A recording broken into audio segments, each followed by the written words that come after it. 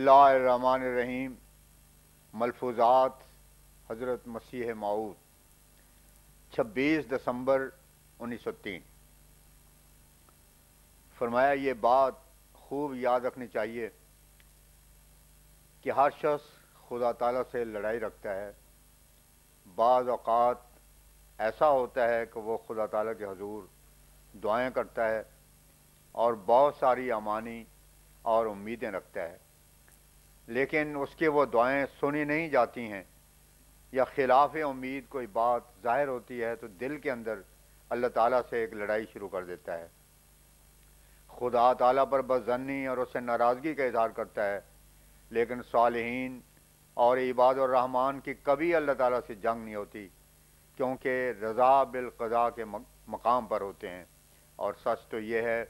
کہ حقیقی ایمان اس وقت تک پیدا ہی نہیں ہو سکتا جب تک انسان اس درجے کو حاصل نہ کرے کہ خدا تعالیٰ کی مرضی اس کی مرضی ہو جائے، دل میں کوئی خدورت اور تنگی محسوس نہ ہو، بلکہ شرع صدر کے ساتھ اس کی ہر تقدیر اور قضاء کے ماننے کو تیار ہو۔ اس آیت میں راضیت و مرضیہ کا لفظ اسی کی طرف اشارہ کر رہا ہے۔ یہ رضا کا اعلیٰ مقام ہے جہاں کوئی ابتلا باقی نہیں رہتا۔ دوسرے جس قدر مقامات ہیں وہاں ابتلا کا اندیشہ رہتا ہے، لیکن جب اللہ تعالیٰ سے بالکل راضی ہو جاوے اور کوئی شکوہ شکایت نہ رہے، اس وقت محبت ذاتی پیدا ہو جاتی ہے، اور جب تک اللہ تعالیٰ سے محبت ذاتی پیدا نہ ہو تو ایمان بڑے خطرے کی حالت میں ہے۔ لیکن جب ذاتی محبت پیدا ہو جاتی ہے تو انسان شیطان کے حملوں سے امن میں آ جاتا ہے۔ اس ذاتی محبت کو دعا سے حاصل کرنا چاہیے۔ جب تک یہ محبت پیدا نہ ہو انسان نفس امارہ کے نیچے رہتا ہے اور اس کے پنجے میں گرفتار رہتا ہے۔ اور ایسے لوگ جو نفس امارہ کے نیچے ہیں ان کا قول ہے، اے جہان ڈٹھا اگلا کن ڈٹھا، اے جہان میٹھا اگلا کن ڈٹھا۔ یہ لوگ بڑی خطرناک حالت میں ہوتے ہیں اور لوامہ والے ایک گھڑی میں ولی اور ایک گھڑی میں شیطان ہو جاتے ہیں۔ ان کا ایک رنگ نہیں رہتا، کیونکہ ان کی لڑائی نفس کے ساتھ شروع ہوتی ہے، جس میں کبھی وہ غالب اور کبھی مغلوب ہوتے ہیں۔ تاہم یہ لوگ محل مدح میں ہوتے ہیں، کیونکہ ان سے نیکیاں بھی سرزد ہوتی ہیں اور خوف خدا بھی ان کے دل میں ہوتا ہے۔ لیکن نفس مطمئنہ والے بالکل فتح مند ہوتے ہیں اور وہ سارے خطروں اور خوفوں سے نکل کر امن کی جگہ میں جا پہنچتے ہیں۔ وہ اس دارالامان میں ہوتے ہیں جہاں شیطان نہیں پہنچ سکتا۔ لوامہ والا جیسے کہ میں نے کہا ہے دارالامان کی ڈیوڑی میں ہوتا ہے، اور کبھی کبھی دشمن بھی اپنا وار کر جاتا ہے اور کوئی لاٹھی مار جاتا ہے۔ اس لیے مطمئنہ والے کو کہا ہے فادخلی فی عبادی وادخلی جنتی، سورہ فجر آیت 30۔ یہ آواز اس وقت آتی ہے جب وہ اپنے تقویٰ کو انتہائی مرتبے پر پہنچا دیتا ہے۔ تقویٰ کے دو درجے ہیں، بدیوں سے بچنا اور نیکیوں میں سرگرم ہونا۔ یہ دوسرا مرتبہ محسنین کا ہے۔ اس درجے کے حصول کے بغیر اللہ تعالیٰ خوش نہیں ہو سکتا، اور یہ مقام اور درجہ اللہ تعالیٰ کے فضل کے بغیر حاصل ہی نہیں ہو سکتا۔ جب انسان بدی سے پرہیز کرتا ہے اور نیکیوں کے لیے اس کا دل تڑپتا ہے اور وہ خدا تعالیٰ سے دعائیں کرتا ہے تو اللہ تعالیٰ اپنے فضل سے اس کی دستگیری کرتا ہے اور اس کا ہاتھ پکڑ کر اسے دارالامان میں پہنچا دیتا ہے۔ اور فادخلی عبادی کی آواز اسے آ جاتی ہے، یعنی تیری جنگ اب ختم ہو چکی ہے اور میرے ساتھ تیری صلح اور آشتی ہو چکی ہے۔ اب آ میرے بندوں میں داخل ہو جو صراط الذین انعمت علیہم کے مصداق ہیں، اور روحانی وراثت سے جن کو حصہ ملتا ہے میری بہشت میں داخل ہو جا۔ یہ آیت جیسے کہ ظاہر میں سمجھتے ہیں کہ مرنے کے بعد اسے آواز آتی ہے، آخرت پر ہی موقوف نہیں بلکہ اسی دنیا میں اسی زندگی میں یہ آواز آتی ہے۔ اہل سلوک کے مراتب رکھے ہوئے ہیں، ان کے سلوک کا انتہائی نقطہ یہی مقام ہے جہاں ان کا سلوک ختم ہو جاتا ہے، اور وہ مقام یہی نفس مطمئنہ کا مقام ہے۔ اہل سلوک کی مشکلات کو اللہ تعالیٰ اٹھا دیتا ہے اور ان کو صالحین میں داخل کر دیتا ہے، جیسے فرمایا والذین آمنوا وعملوا الصالحات لندخلنہم فی الصالحین، العنکبوت آیت 10۔ یعنی جو لوگ ایمان لائے اور انہوں نے اچھے عمل کیے ہم ان کو ضرور ضرور صالحین میں داخل کر دیتے ہیں۔ اس پر بعض اعتراض کرتے ہیں کہ ہمارے صالح کرنے والے صالحین ہوتے ہیں، پھر ان کو صالحین میں داخل کرنے سے کیا مراد ہے؟ اصل بات یہ ہے کہ اس میں ایک لطیف نکتہ ہے، اور وہ یہ ہے کہ اللہ تعالیٰ اس بات کو بیان فرماتا ہے کہ صلاحیت کی دو قسم ہوتی ہیں۔ ایک تو یہ کہ انسان تکالیف شاقہ اٹھا کر نیکیوں کا بوجھ اٹھاتا ہے، نیکیاں کرتا ہے لیکن ان کے کرنے میں اسے تکلیف اور بوجھ معلوم ہوتا ہے، اور اندر نفس کے کشاکش موجود ہوتی ہے، اور جب وہ نفس کی مخالفت کرتا ہے تو سخت تکلیف محسوس ہوتی ہے، لیکن جب وہ ہماری صالحہ کرتا ہے اور اللہ تعالیٰ پر ایمان لاتا ہے جیسا کہ اس آیت کا منشا ہے، اس وقت وہ تکالیف شاقہ اور محنتیں جو خود نیکیوں کے لیے برداشت کرتا ہے اٹھ جاتی ہیں، اور طبی طور پر وہ صلاحیت کا مادہ پیدا ہو جاتا ہے، اور وہ تکالیف نہیں رہتی ہیں، اور نیکیوں کو ایک ذوق اور لذت سے کرتا ہے، اور دونوں میں یہی فرق ہوتا ہے کہ پہلا نیکی کرتا ہے مگر تکلیف اور تکلف سے، اور دوسرا ذوق اور لذت سے۔ وہ نیکی اس کی غذا ہو جاتی ہے جس کے بغیر وہ زندہ نہیں رہ سکتا، اور وہ تکلف اور تکلیف جو پہلے ہوتی تھی اب ذوق و شوق اور لذت سے بدل جاتی ہے۔ یہ وہ مقام ہوتا ہے صالحین کا جن کے لیے فرمایا لَنُدْخِلَنَّهُمْ فِي الصَّالِحِينَ، العنکبوت آیت 10۔ اس مقام پر پہنچ کر کوئی فتنہ اور فساد مومن کے اندر نہیں رہتا، نفس کی شرارتوں سے محفوظ ہو جاتا ہے، اور اس کے جذبات پر فتح پا کر مطمئن ہو کر دارالامان میں داخل ہو جاتا ہے۔ اور اس سے آگے فرمایا وَمِنَ النَّاسِ مَن يَقُولُ آمَنَّا بِاللَّهِ فَإِذَا أُوذِيَ فِي اللَّهِ جَعَلَ فِتْنَةَ النَّاسِ كَعَذَابِ اللَّهِ، العنکبوت آیت 11۔ اور بہت سے لوگ ایسے ہوتے ہیں جو زبانی تو ایمان کے دعوے کرتے ہیں اور مومن ہونے کی لاف و گزا مارتے رہتے ہیں، لیکن جب معرض امتحان و ابتلاء میں آتے ہیں تو ان کی حقیقت کھل جاتی ہے۔ اس فتنہ و ابتلاء کے وقت ان کا ایمان اللہ تعالیٰ پر ویسا نہیں رہتا، بلکہ شکایت کرنے لگتے ہیں، اسے عذاب الہی قرار دیتے ہیں۔ حقیقت میں وہ لوگ بڑے ہی معروم ہیں جن کو صالحین کا مقام حاصل نہیں ہوتا، کیونکہ یہی تو وہ مقام ہے جہاں انسان ایمانی مدارت کے ثمرات کو مشاہدہ کرتا ہے اور اپنی ذات پر ان کا اثر پاتا ہے اور نئی زندگی اسے ملتی ہے۔ لیکن یہ زندگی پہلے ایک موت کو چاہتی ہے، اور یہ انعام و برکات امتحان و ابتلاء کے ساتھ وابستہ ہوتے ہیں۔ یہ یاد رکھو کہ ہمیشہ عظیم الشان نعمت ابتلاء سے آتی ہے، اور ابتلاء مومن کے لیے شرط ہے، جیسے حسب الناس ان یترکوا ان یقولوا آمنا وہم لا یفتنون، سورہ عنکبوت آیت 3۔ یعنی کیا لوگ گمان کر بیٹھے ہیں کہ وہ اتنے ہی کہہ دینے پر چھوڑ دیے جائیں گے کہ ہم ایمان لائے اور وہ آزمائے نہ جائیں۔ ایمان کے امتحان کے لیے مومن کو ایک خطرناک آگ میں پڑنا پڑتا ہے، مگر اس کا ایمان اس آگ سے اس کو صحیح سلامت نکال لاتا ہے، اور وہ آگ اور اس پر گلزار ہو جاتی ہے۔ مومن ہو کر ابتلاء سے کبھی بے فکر نہیں ہونا چاہیے، اور ابتلاء پر زیادہ ثبات قدم دکھانے کی ضرورت ہوتی ہے۔ اور حقیقت میں جو سچا مومن ہے، ابتلاء میں اس کے ایمان کی حلاوت اور لذت اور بھی بڑھ جاتی ہے۔ اللہ تعالیٰ کی قدرتوں اور اس کے عجائبات پر اس کا ایمان بڑھتا ہے، اور وہ پہلے سے بہت زیادہ خدا تعالیٰ کی طرف توجہ کرتا اور دعاؤں سے فتح یاب اجابت چاہتا ہے۔ یہ افسوس کی بات ہے کہ انسان خواہش تو اعلیٰ مدارج اور مراتب کی کرے اور ان تکالیف سے بچنا چاہے جو ان کے حصول کے لیے ضروری ہیں۔ یقیناً یاد رکھو کہ ابتلاء اور امتحان ایمان کی شرط ہے، اس کے بغیر ایمان کامل ہوتا ہی نہیں، اور کوئی عظیم الشان نعمت بغیر ابتلاء ملتی ہی نہیں ہے۔ دنیا میں بھی عام قاعدہ یہی ہے کہ دنیاوی آسائشوں اور نعمتوں کے حاصل کرنے کے لیے قسم قسم کے مشکلات اور رنج و تاب اٹھانے پڑتے ہیں، طرح طرح کے امتحانوں میں سے ہو کر گزرنا پڑتا ہے، تب کہیں جا کر کامیابی کی شکل نظر آتی ہے، اور پھر بھی وہ معاذ خدا تعالیٰ کے فضل پر موقوف ہے۔ پھر خدا تعالیٰ جیسی نعمت عظمیٰ جس کی کوئی نظیر ہی نہیں، یہ بدوئی امتحان کیسے میسر آ سکے؟ بس جو چاہتا ہے کہ خدا تعالیٰ کو پاوے، اسے چاہیے کہ وہ ہر ایک ابتلاء کے لیے تیار ہو جاوے۔ جب اللہ تعالیٰ کو سلسلہ قائم کرتا ہے، اور جیسا کہ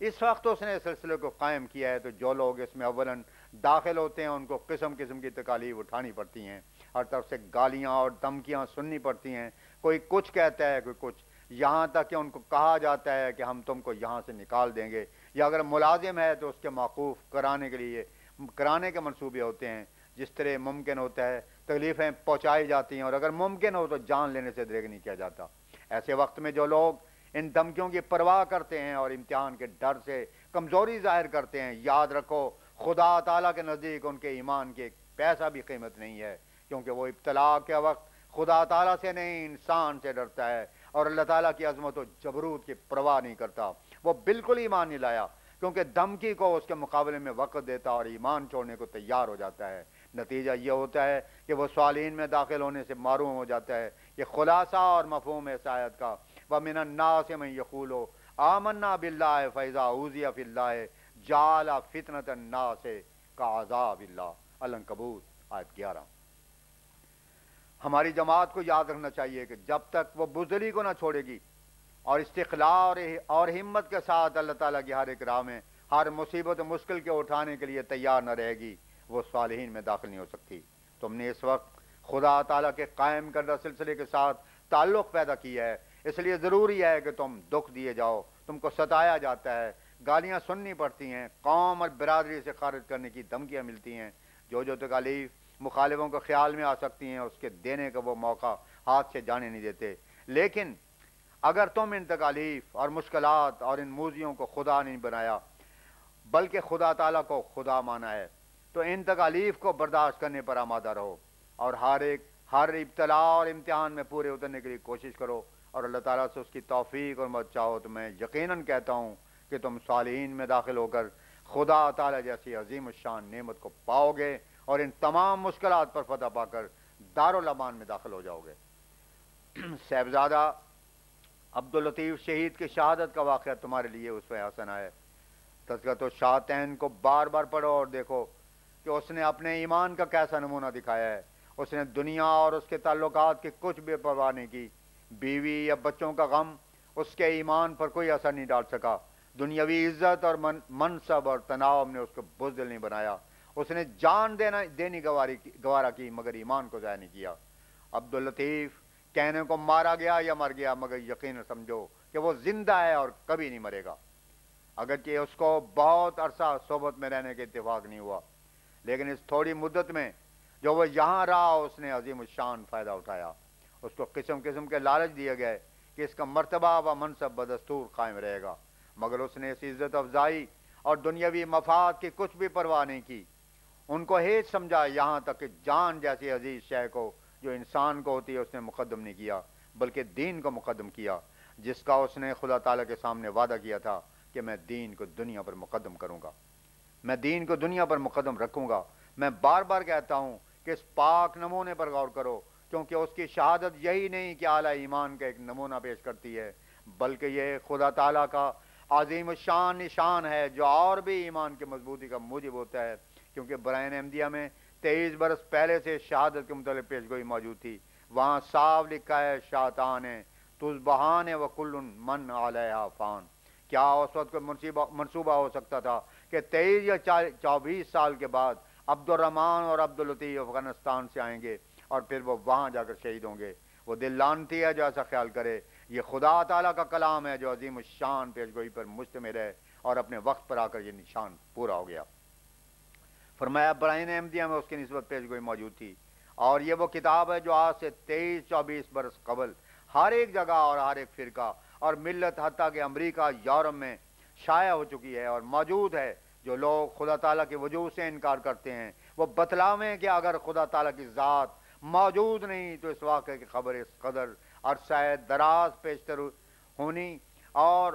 اس کا اسی طرح واقع ہونا اس کے کیا معنی ہیں۔ اس سے پہلے عبد الرحمن جو مولوی عبداللطیف شہید کا شاگرد تھا، سابق امیر نے قتل کرایا محض اس وجہ سے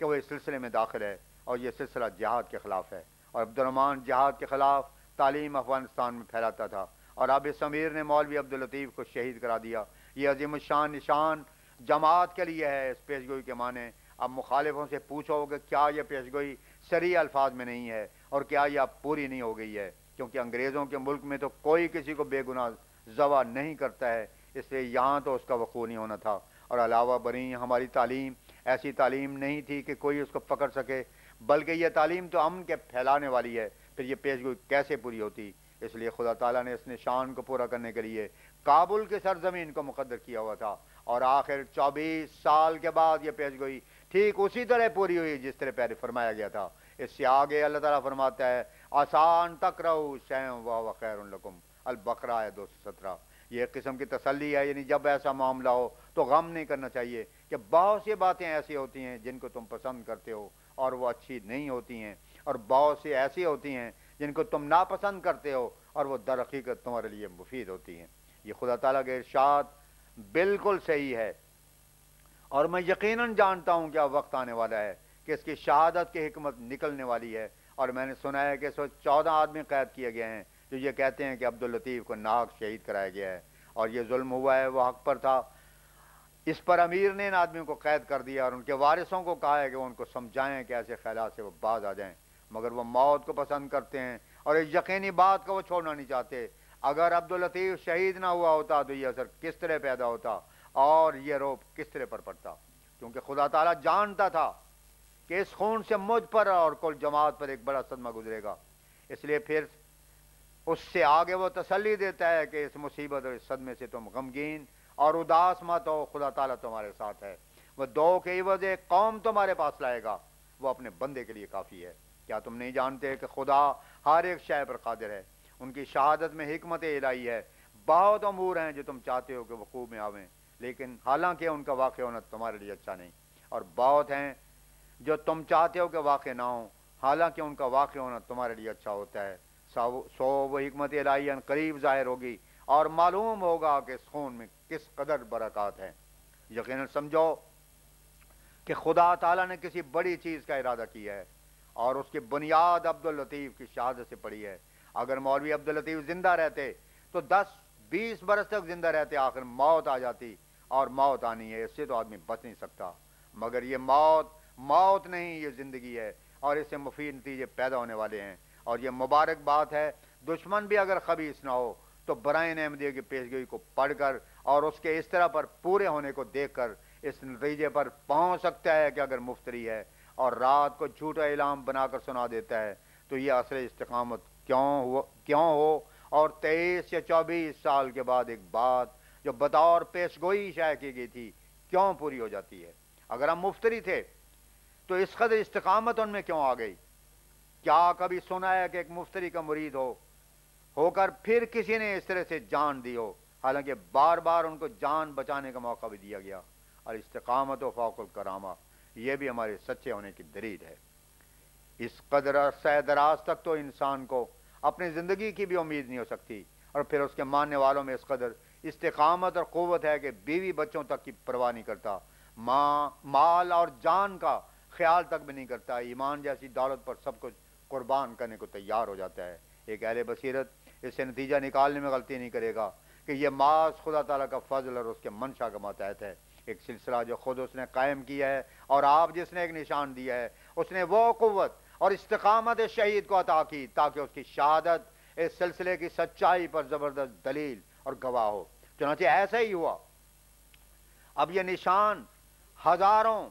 لاکھوں انسانوں کے لیے ہدایت اور ترقی ایمان کا موجب ہوگا، اور خدا تعالیٰ چاہے تو اس کے آثار ابھی سے نظر آنے لگے ہیں۔ الاستقامت و فوق الکرامہ مشہور بات ہے۔ عبداللطیف کے استقلال اور استقامت سے بہت بڑا فائدہ ان لوگوں کو ہوگا جو اس واقعے پر غور کریں گے، کیونکہ یہ موت بہت سی زندگیوں کا موجب ہونے والی ہے، اس لیے یہ ایسی موت ہے کہ ہزاروں زندگیاں اس پر قربان ہیں۔ پھر اس پیشگوئی میں کل من علیہا فان جو فرمایا یہ دشمنوں کے لیے ہے کہ تمہیں بھی کبھی مرنا ہی ہے، موت تو کسی کو نہیں چھوڑے گی۔ پھر عبداللطیف کی موت پر جو موت نہیں بلکہ زندگی ہے، تم کیوں خوش ہوتے ہو؟ آخر تمہیں بھی مرنا ہے۔ عبداللطیف کی موت تو بہتوں کی زندگی کا باعث ہوگی، مگر تمہاری جان اکارت جائے گی اور کسی ٹھکانے نہ لگے گی۔ مولوی عبداللطیف کی شہادت اور استقامت کا سب سے بڑا فائدہ تو یہ ہوا کہ 23-24 برس سے ایک پیشگوئی براہین میں موجود تھی جو پوری ہو گئی، اور یہ ہماری جماعت کے ایمان کو ترقی دینے کا موجب ہوگی۔ اس کے سبب یہ خون اٹھنے لگا ہے اور اس کا اثر پیدا ہونا شروع ہو گیا ہے جو ایک جماعت کو پیدا کر دے گا۔ فرمایا یہ خون کبھی خالی نہیں جائے گا۔